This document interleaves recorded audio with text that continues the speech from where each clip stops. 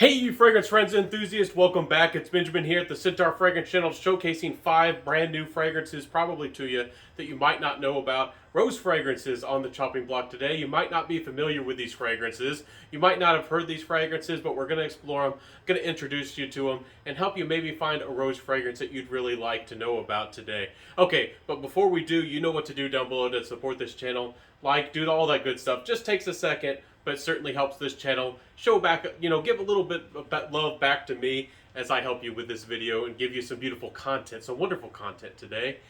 So let's talk about these. We got Rose Shahzad, I believe that's how you say it, from the House of Premier Note. This is a really nice Damascus rose fragrance, that spicy, complex Middle Eastern rose.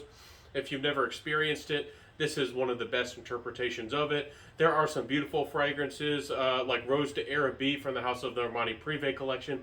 That one's terribly expensive. It's a very rare ingredient and very expensive. This one is still not a cheapie by any means. It's still not a cheap designer or a more affordable fragrance. But this one, this fragrance here gets pretty darn close to smelling like the real thing. Smells exotic. Smells clean, a little bit almost spicy in its own way, but it's also a little bit more approachable in price. So, nice fragrance, very high quality, surprisingly good quality for what it was. It impressed me, and it takes a lot, I think, to impress us, as we're very familiar with fragrances, and we probably smelled a lot here. I think you have too. Even you people love designer fragrances. Designers are great, and you probably smelled hundreds. I think it takes a lot to impress you. I know it does for me. So the next one is called Julia. This one's a fantastic fragrance. Instead of the previous fragrance we talked about, that was a little bit more sultry, a deeper, darker crimson rose. The Julia comes out more in a pink, an innocent, a soapy, a freshly picked rose. And Julia is nice, a really nice everyday scent. When I smelled this fragrance, I immediately felt like this was one of those fragrances that is really going to appeal to ladies who typically don't want a fragrance or typically don't wear a fragrance. This is one of those that they might become their signature scent. So if you're a lady who generally is sensitive to fragrances or usually doesn't like fragrances, I think that this Julia is certainly the one to try and to go for. It's just a nice, playful, clean, fresh, soapy rose fragrance. It's got some, again, it's kind of pink. It's not overtly sweet or girly or anything like that, but it does have this youthful feeling about it, and it does that, captures that vibe very well. So beautiful fragrance, and again, that one is from the House of Tio Cabanel, the same house that also makes Café Cabanel, which everybody seems to be talking about. That one's a beautiful chocolate coffee rose fragrance. A little bit more sultry, a little bit more grown up. You might want to check that one out too. Anyways, shout out to Tio Cabanel, great house. The next fragrance is Kieran NYC's Rose Ink. I did spray this one on the card. This is, this is a more complex rose here. This is not only a darker rose, but for somebody who's a little bit deeper into fragrances, this has an inky, tangy, inky note. That ink coming off is dark and almost balsamic. It has this unique note, kind of feeling to it. If you've never smelled ink and don't know what it smells like, it can remind you of balsamic vinegar. If you've never smelled that, it might remind you of tar, like dark cement. That might be the closest thing that you know. But anyways, really nice fragrance. It's got this energy. It's got this passionate feeling about it. It also has that captures, they tried to recreate that Damascus rose in this fragrance as well. So if you are on a budget, and if you do want that exotic, Damascus rose that everybody seems to want, and it's a very high-end luxury item, it's very desirable and it's gorgeous. For the price, this is probably the best way you're going to get your hands on it, or something that's close to what the smell is like. For the price, around, I think it's $75 odd.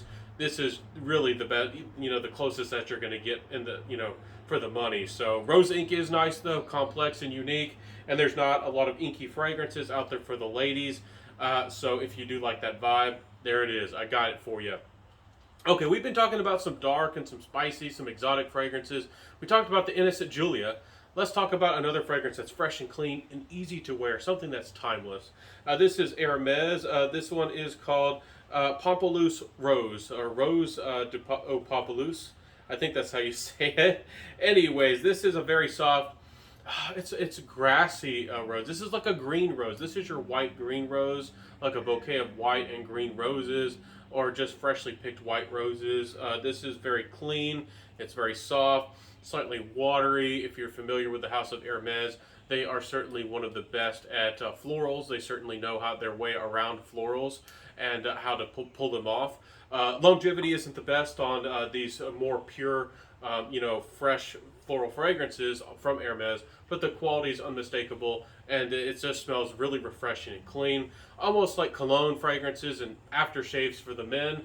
This is something that, really beautiful for the ladies. There's also a rhubarb one from this house, Hermes, that I also highly recommend you check out. Beautiful house, Hermes, certainly worth trying. If you've never given Hermes a real chance, I seriously think they're worth considering. Let me grab the last one here. I did want to mention this one. I debated mentioning this one or not, but I certainly felt like this should be on the list, even though it's discontinued and getting hard to get. I do not want prices to rise and climb on discontinued fragrances, but they do. That's just the name of the game, but that's not what I want to do. But I do want to mention this one. It's fairly recently discontinued, about 6 months to a year ago, and really nice boozy caramel rose fragrance. It's playful and it's got its own cherry kind of tang to it. And I think it was a much more successful fragrance than Lost Cherry by Tom Ford. This is called Dancing Roses from the Victor and Rolf collection. This is from their, their Magic collection. Again, fairly recently discontinued. It's getting harder and harder to get. If you can find somebody who's willing to part with their bottle for a fairly reasonable price, and if you love roses, this might be one you want to, seek out.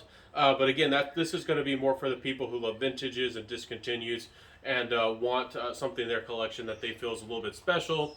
I guess shout out to Pika Fragrances. She was the one who started mentioning these fragrances. I talked about and mentioned some of these fragrances a little while ago, but I think she got a lot of y'all onto this one. So shout out to her. She's got a great channel. But this fragrance here, this is, I wish, really, I hope that, just imagine what would have happened if a big fragrance reviewer talked about this fragrance and it didn't get discontinued. Because again, this is, I think, a lot of what people are looking for in a cherry fragrance. Is this a super, super sweet, super, super long-lasting cherry fragrance? Not exactly, but is it boozy? Is it longer lasting than Lost Cherry? I think so.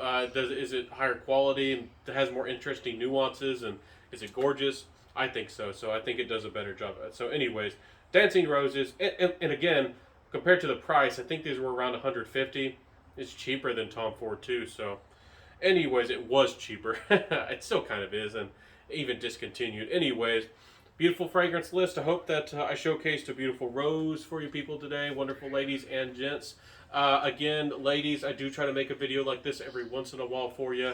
If you're a gent watching this, trying to get more familiar with a possible gift or learning more about rose feminine fragrances, do look into these. I think any of these would make a fantastic gift, again, or something special for the lady or your mom, whoever it is. It doesn't have to be a partner or a relationship like that. It can be somebody you care about, maybe a niece. I don't know.